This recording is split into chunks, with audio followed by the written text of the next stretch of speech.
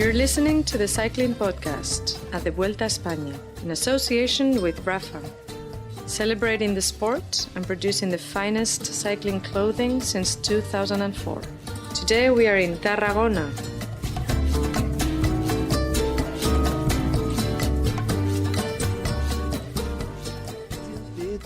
When I'm 64. Hello, my name's Richard Moore. I'm with Lionel, Birnie. Hello, Richard. And Fran Reyes, who just broke into song there just as I hit record on the recorder. Remarkable. Hello, Rich. Hello, Lionel. Hello, listeners. I have finally recovered my voice and I am prone to sing as much as I can. A little bit of Beatles there. Wonderful. Where are we, Lionel? We are in Tarragona, in Catalonia. In Spain. In Spain at last. Yeah. Well, this is, got to be careful here. We've got to be careful here. Yes, we are in Spain, but we're in Catalonia, one of the regions that has a very strong and very proud sense of its own identity. I'll talk a little bit about exactly where we are after I've summed up stage 4 of the Vuelta. We left Andorra this morning and we came to Tarragona, 198 kilometres. There were 5 riders in the break originally: Stefan Rossetto of Cofidis, Diego Rubio of Caja Rural and his teammate Nicolas Schultz, Juan Felipe Osario of Manzana Postobon, the Colombian team that's riding here this year. If you've seen them on the TV, they're the guys in bright pink, and Johan Lebon of Frances de Jure. I'm not even going to do a Duran Duran joke here. No relation to Simon Le Bon, obviously. They got 8 minutes up the road at one point. With around 70 kilometres to go, it split and Rossetto and Rubio went clear together. They were finally caught with 8 kilometres left. A few crashes just to report on. Wilco Kelderman, Sunweb's overall hope here. He crashed but got back on. Domenico Pozzovivo, not so lucky. In fact, very, very unlucky because he crashed along with Danny Moreno of Movistar around 3.3 kilometres. So only 300 metres outside of the zone where if the crash had been 3 kilometres or closer to the finish, he wouldn't have lost any time. As it is, he's lost 3 minutes 25. So not a good day for his overall hopes, although Romain Bardet, of course, his teammate, is in the top 10 at the moment. The stage winner was Matteo Trentin, the bunch sprinter from Quick Step. Oh, we had a bit of an argument about this at the Tour, didn't we? Francois, you were talking about the contenders, I think, Trentin was up there in the prologue, wasn't he, or the first stage time trial on the Tour, and you were talking about him as a potential yellow jersey because of his bunch sprinting prowess, and I said Trentin's not a bunch sprinter, and today proved it.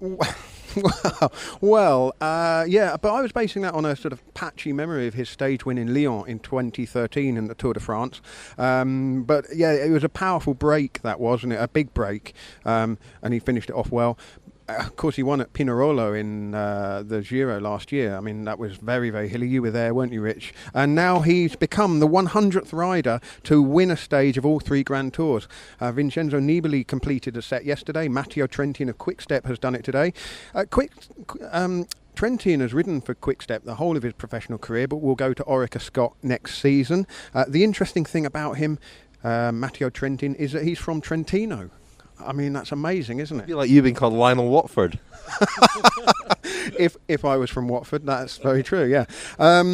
Another little factette about Trentin is he is the current holder of the Ruban Jaune, the yellow ribbon, which was a prize created by Henri Desgrange in the 1930s, and it's held by the rider who has recorded the fastest average speed in a one-day race over 200 kilometres long. And he got that when he won Paris Tour in 2015, 49.6 kilometres an hour. I think, because I saw his bike at the Giro last year, he had a sticker on the top tube with a little yellow ribbon on it. I'll check out whether he still has that on his bike tomorrow. So Matteo Trentin won the stage ahead of Juan Jose Lobato of Lotto Jumbo, Tom Van Asbroeck of Cannondale with third. Trentin's taken the green jersey, Chris Froome's still in red, Davide Villela of Cannondale in the King of the Mountains, and tomorrow we've got a tricky little uphill finish that might catch a few people by surprise. We'll talk about that a little bit later on, but just returning to where we are, we're in Tarragona, we've come into Spain, a bit like Francois during the Tour. He suddenly perked up once we crossed the border into France. I feel Fran did the same today. He's done all of the driving, a real long drive, 3.5 hours on tricky roads, a little bit fast at times for my liking, but But that's because I got so excited with a couple of songs, that I felt that I had to put the car at dangerously high speeds, and I could feel that because of your weight in the back seat, the car was getting a bit unbalanced, but still it was worth it. Extraordinary. I should point out, we at no point could we possibly have broken any speed limits in that car.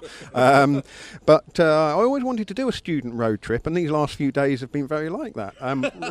Richard and I will be in our own car tomorrow. Can't say I'm not looking forward to that. Come on! Aren't you enjoying this sense of family, of close bonds, of rice cakes flowing from the back seat to the front seat? Come on, that's beautiful. It is beautiful.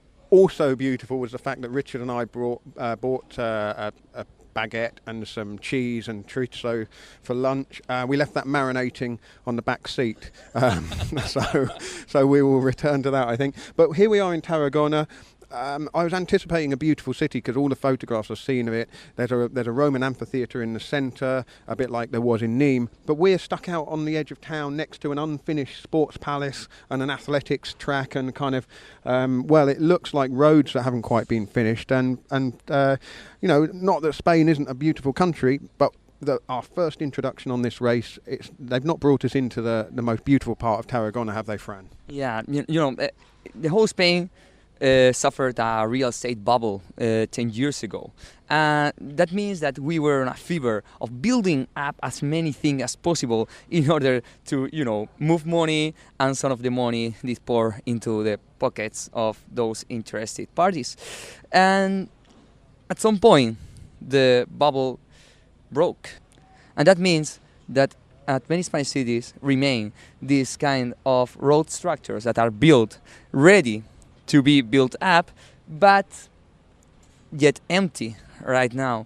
And in this case, we are in a sport complex which is meant to host the Mediterranean Games next year here in Tarragona, but it seems that it's one of those giant humongous projects that are created in Spain and somehow become fundless at some point midway through their development.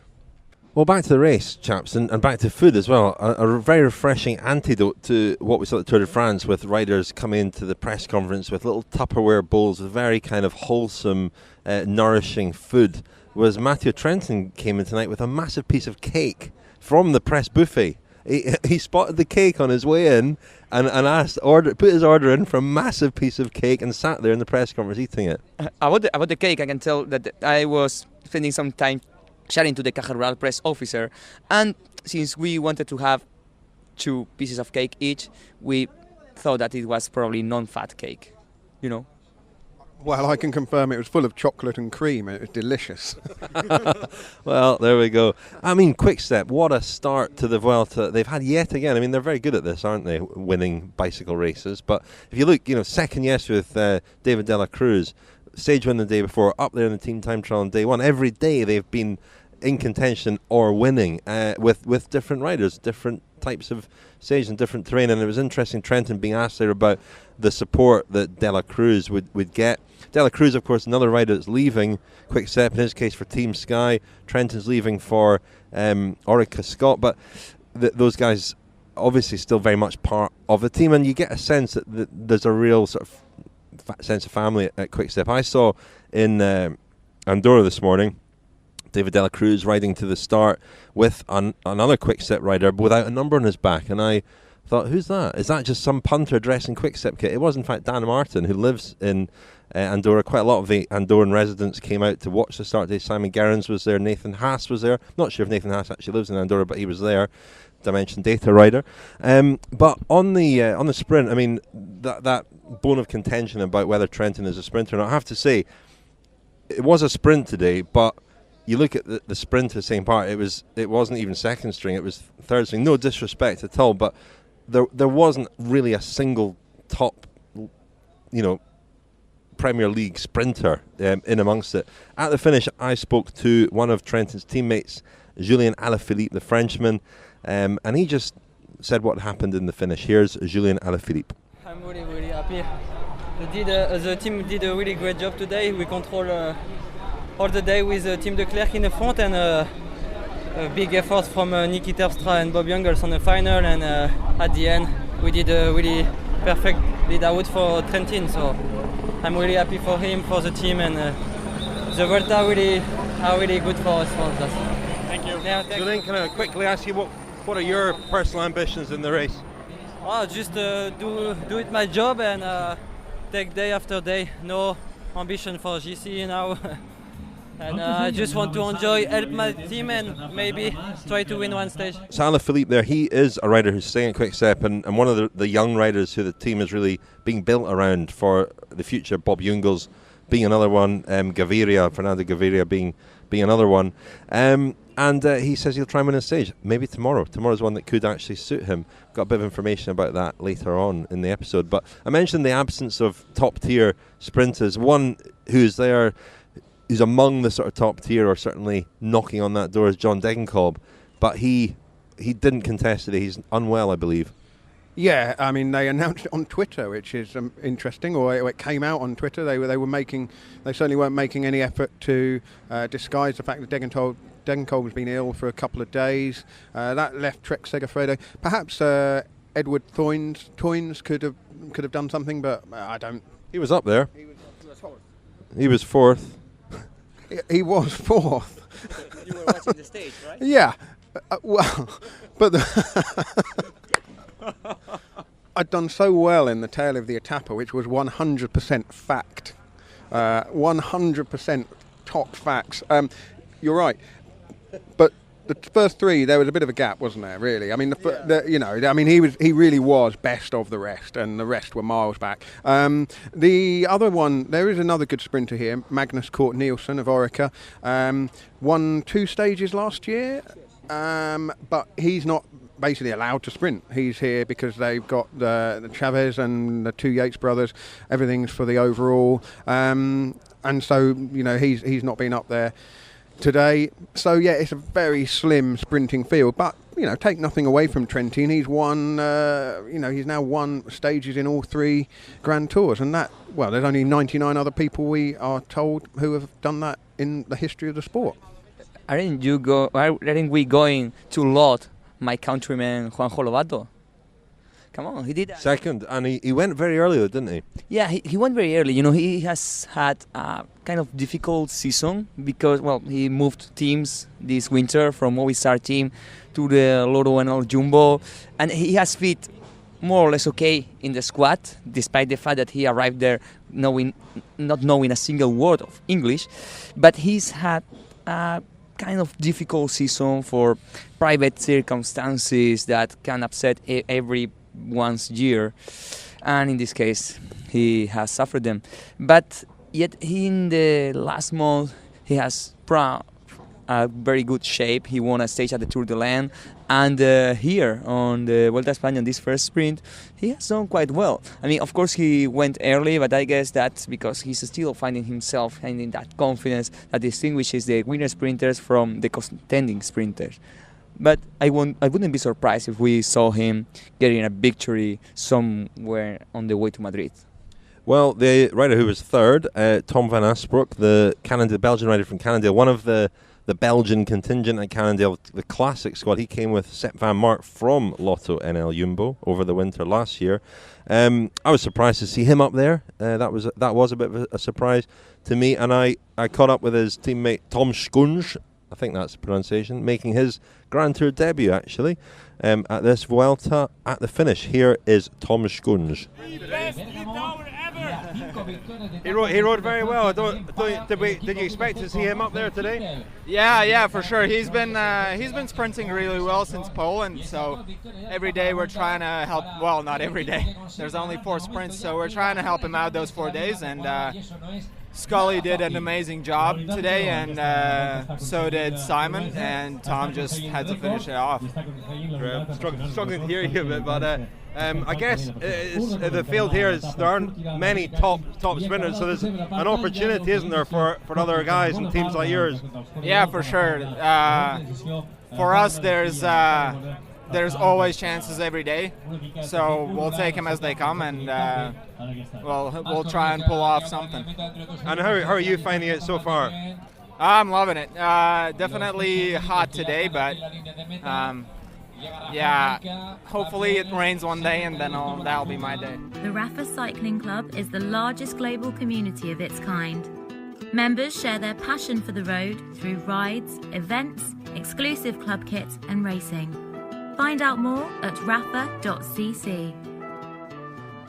Thank you to Rapha, our headline sponsor. They are our fantastic supporters throughout the year. They enable us to be here covering the Vuelta, as they did indeed at the Giro and the Tour. A reminder that you can buy some nice, lovely Cycling Podcast Rapha kit. They do Pelo de Charme jersey, T-shirt and casquette.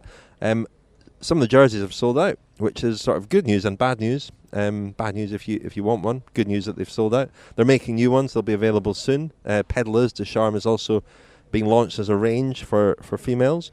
And you can go to the shop at rapha.cc or on our website, thecyclingpodcast.com. Click on shop. It'll take you to the Cycling Podcast page on the Rapha website. And we will, this week, at some point, be launching our poll to find a Pedaler de Charme for week 1. We'll present a Pedaler de Charme each week of the Vuelta, as we did at the Giro and the Tour, and we'll launch a poll. But send your nominations in. If there's anybody that catches your eye, anybody you think fits the criteria for Pedaler de Charme, send us a message on Twitter, Facebook, Instagram, email contact@thecyclingpodcast.com with your nominations. I finally got around to watching the Rapha film on Colombian cycling, and it's excellent. It is excellent, and I hope that our Kilometre Zero, or rather Richard, your Kilometre Zero, are largely centering around Luis Herrera, the first Colombian to win a Grand Tour, and that was at the Vuelta in 1987, when the race used to be held in the springtime rather than in late summer. That will be out tomorrow morning, Wednesday morning, for friends of the podcast. And if you're not a friend of the podcast already, you can sign up at thecyclingpodcast.com. It's £10 for a full year's worth of content. So that's 9 episodes of Kilometre Zero here at the Vuelta, which will be released on Mondays, Wednesdays and Fridays, and all of our special documentary-style shows, live shows, series from the classics, our road trip from the Tour de France, which were too hot to broadcast on the regular free feed for everybody, so only our friends can listen to that. And if you've signed up and you're a little confused how to get the episodes onto your smartphone, there are full instructions on thecyclingpodcast.com. There's now a link on the very first page which gives you a sort of step-by-step how to add the feed to your phone. And if you really have trouble and it's not working out for you, please do email us at contact@thecyclingpodcast.com. Don't just kind of pay and then, oh, it's not worked and oh, I'm disappointed. Let us know. And we do have somebody who will be able to give you some support and make sure that you can listen to the episodes you paid for. So, there's loads of great stuff on that feed. End of advert. If I can work it, I think anyone can. We'll actually hear a clip from that Kilometre Zero that's coming out tomorrow at the end of this section. The Rapha film that you mentioned, Lionel, is called Abrazos, and it is, as mentioned last night, the highlight for me was the interview with Esteban Chavez's mother, although Lucho Herrera does feature in it too, and as you say, our Kilometre Zero tomorrow is about Lucho Herrera's 1987 Vuelta win. Now, today was one of those days where we expected a breakaway, and a bit like the Tour de France, the team that caught our eye for getting in the breakaways was Wanty Group Gobert. Here, one of those smaller teams is Caja Rural. There's also Manzano Postobon, whose DS, by the way, is a man called Oscar Vargas, who finished 5th in the Vuelta in 1987 behind Lucho Herrera. 4 Colombians in the first 10 in that Vuelta, 8 Colombians in the first 20, 10 Colombians in the first 25 that year. Incredible. Across 2 teams. The team that Vargas rode for was Postobon, who sponsor the team that he's helping to run now. So it all ties up. And Caja Rural probably would have been around then as well, because that was a team of Marino Lampaert, who was the Adam Hansen of his day, I guess. I mean, he made a habit of riding all 3 Grand Tours, and in those days, as I've said earlier, the Vuelta was in the spring, and sometimes there was only like a week between the end of the Vuelta and the start of the Giro. And I read a good piece by Laura Messiger, Peloton magazine. Sorry if I've got the website wrong, or I think it was for Peloton. Just a short interview with Lampaert talking about he'd seen so few riders had tried to do all 3 Grand Tours in a year, and he heard that one of them say that it nearly finished him and it was just too hard. So he thought, well, I'd better try and do that. And I think one year he actually finished in the top 10 in all 3 races. I can't remember which year that was, but he was kind of the real diesel Grand Tour rider of his era. For the Caja Rural team, which I believe, Fran, it's a bank. Originally would have been for kind of agricultural workers, farmers, that kind of thing, a bit like the Spanish version of Crédit Agricole, which is a French bank, very similar kind of thing. And they've recently come back into cycling in the last 4 or 5 years after quite a big breakout. Yeah, the last 10 years or so. But, I was thinking of something. Before going deep into the Caja Rural thing, do you want to know one trivia fact of mine? Do you know whose hometown we went through today? Only because you told me about 10 minutes ago. But tell our listeners, because they don't know. We went through Valls, which is Xavi Tondo's hometown.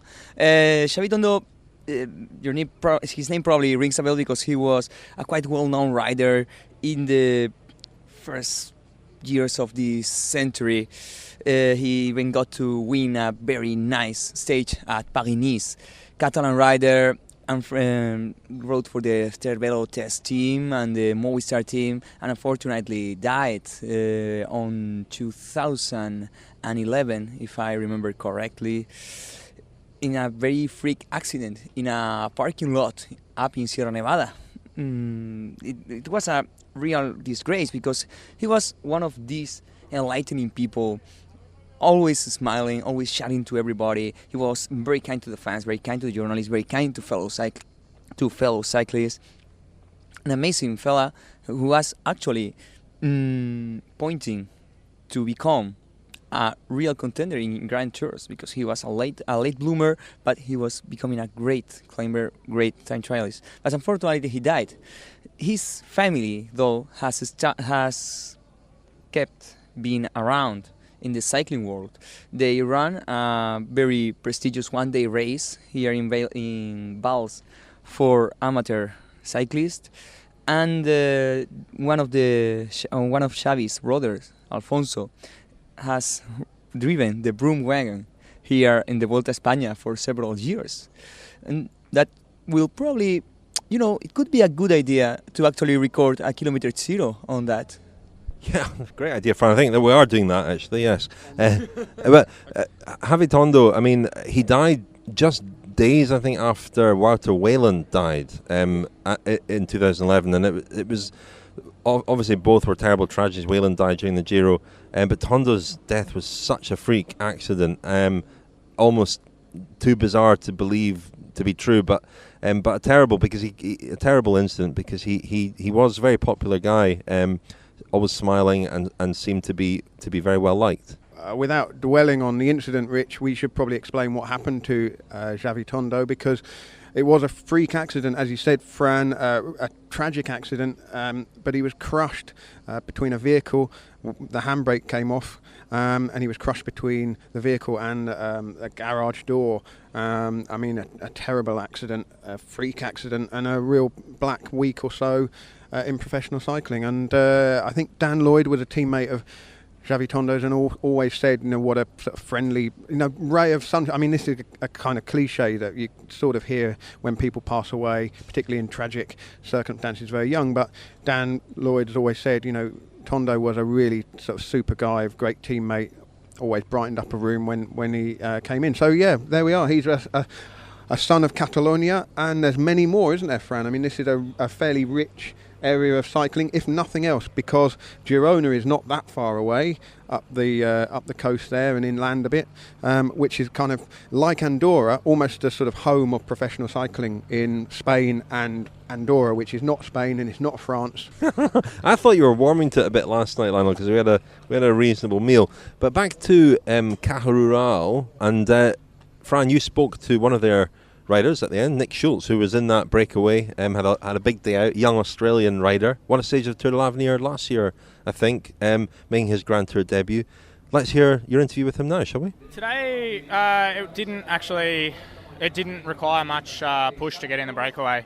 I guess the teams probably knew that with a headwind it would be relatively easy to control, and seeing as only initially 4 of us went up the road and then Le Bon came across, I think they knew it was going to be pretty controllable. So yeah, actually, to be honest, the first 50k of the stage were pretty easy and it didn't really require much effort, but after that we got a little bit more into the exposed country and it was just a block headwind and really hard. But yeah, it's a nice experience to be in the breakaway in my first Grand Tour, my first year pro, so yeah, that's a little box ticked for now. How many messages are you expecting to have on your mobile phone when you get back to the bus? I'm not sure.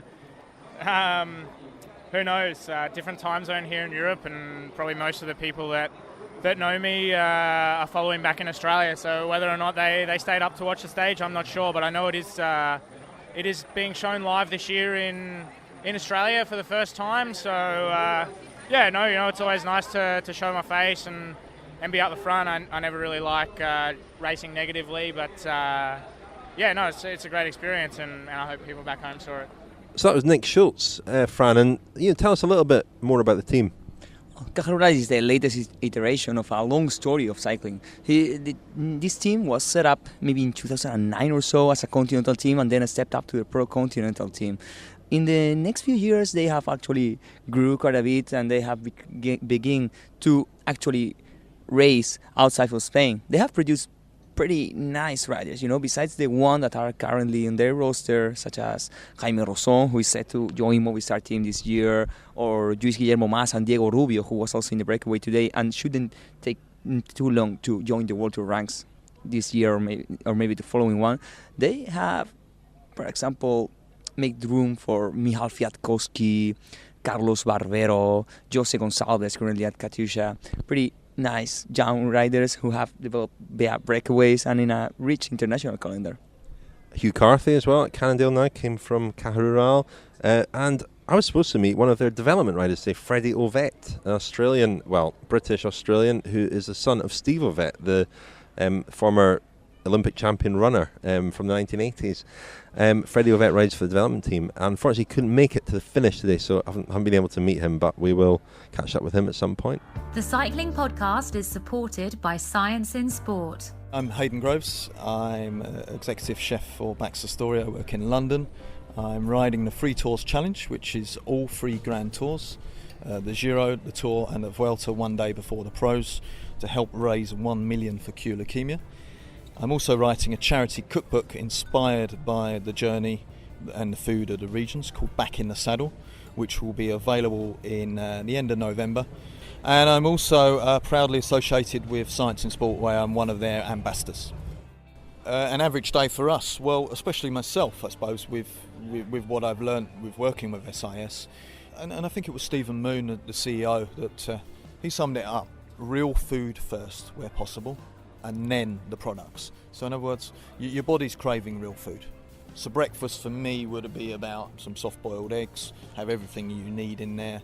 I'd have some yogurt and some fruits, coffee. I think every rider needs coffee, and as each of the stages go on, you generally find you drink more coffee before you get on the bus. I would also have they do these 20-gram whey gels, which are fantastic actually, and they've just launched 2 great new flavours. And then it would be bidons I would say one with salts, so an electrolyte, and one I would use a product called Go Hydro, so it's got a little bit of food in there, some carbs in there, and I'd alternate. And every now and then, depending on the heat, it might just be some water, just to sort of, because then you've got some to put down the back of your neck, depending on the temperature. 4 hours into the ride, I would always look for something with protein in it, and like one of their protein bars that has carbs and protein, because it's important. Every 4 hours the body needs about 20 grams of protein to just maintain its muscle mass. Yeah, we'll be looking for a rider of my sort of weight, we're looking about 60 grams of carbs per hour. So that could be through a gel or a bar, or maybe a little cake or a sandwich. And it's important really to try and your legs fatigue, but so does your palate. So you're really craving something different. Again, more bidons, and I would try and keep the gels for the afternoon rather than in the morning. If it was a particularly, should we say, grippy finish, I might want something with some caffeine in it. And then, as we mentioned before, recovery is super important. You've got a 20 to 30 minute window straight after you get off the bike or after you exercise. And I would say it's not just for tour riders, it's for anyone that's done any serious training. A Rego, and they've just got some Rego Plus out with some extra little bits and pieces in there that are really going to help your recovery process, and there's protein in there as well, so get that down you. And then we would transfer to the hotel, we'd have a massage, and it would be proper food, something again with lots of greens, some carbs and protein, again lean protein, chicken, fish. And then in the evening I would use a product called overnight protein. The mantra is, it says on the outside, go to bed in pieces, and we've certainly had a few days like that, and wake up whole again. I wasn't going to test that theory out, so I made sure I always have my overnight protein, which is slow release, just sort of helps repair the muscles overnight. And then we get up and repeat. The Cycling Podcast is supported by Science in Sport. Science in Sport. Fueled by science. So we heard there from Hayden Groves, Science and Sport Ambassador, and he's riding the Grand Tours, all three of them, one day ahead of the race. So he's just finished tomorrow's stage today. And he sent me a message actually saying the finish tomorrow, first summit finish, super hard, slopes of 20%, certainly not what the route suggested. Chris Froome in his press conference after the stage today said that he didn't know the climb, hadn't checked it out, didn't know anything about it. So it sounds like it was Périgueux, of course, at the Tour de France, very, very steep finish that caught Froome out. I'm not sure that the issue was the steepness, but that could be interesting tomorrow, because if gaps open up on a slope like that, they really do open up. So we look forward to that. But there's a bit of unfinished business from yesterday's stage to Andorra to clear up. One of the talking points was obviously Alberto Contador's performance. And Fran, you spoke to Peter Stetina this morning, his Trek-Segafredo teammate, who sort of nursed him up the climb. Here's what he had to say. That's just that's a Grand Tour, and if someone has a bad day, and that's why you have teammates. And Alberto is a legend of the sport, and he's given so much to the sport. I was honored to try to help him in a moment of difficulty. It would have been nicer if I were helping set him up for an attack than to limit the damage. But this is racing, and it's 2.5 minutes is a lot, but it's not impossible. He's done bigger things in this sport before, so we still have faith in him. And it was not like it was just a normal bad day. You could see that he was really below his level, like something was wrong. So I think he'll be better after a sprint stage today and another day to recuperate the legs, and I'm not so stressed. From your point of view, what was wrong? You said something was wrong. What's wrong from your point of view? I don't know. I think maybe the heat got to him a little bit. He wasn't used to the heat, maybe, or maybe just like not feeling so great. That's up for him to decide if what he doesn't feel. So Peter Stetina there still quite bullish about Alberto Contador's prospects. We shall see. Fran screwing up his face doesn't seem to maybe share his confidence. Lionel, you spoke as well at the finish to Nicolas Roche. Yeah, lying third on general classification, 2 seconds behind Chris Froome. David de la Cruz of Quick-Step is, of course, second, also 2 seconds behind. And I think TJ Van Garderen still just behind Nicolas Roche, is that right? So BMC are very well placed. And a couple of people have seen asking on Twitter, why don't BMC, maybe go to try and, get the time bonus at the intermediate sprint, or, try and mix things up. It's only a 2-second gap. Maybe they could pinch the red jersey.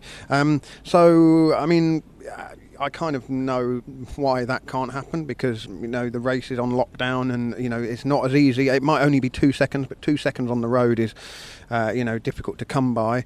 And maybe Nicolas Roche is a little bit more clued in as to the difficulty of tomorrow's climb than Chris Froome perhaps is at this stage, because he certainly wasn't really talking up his chances of pinching anything in the uphill finish tomorrow.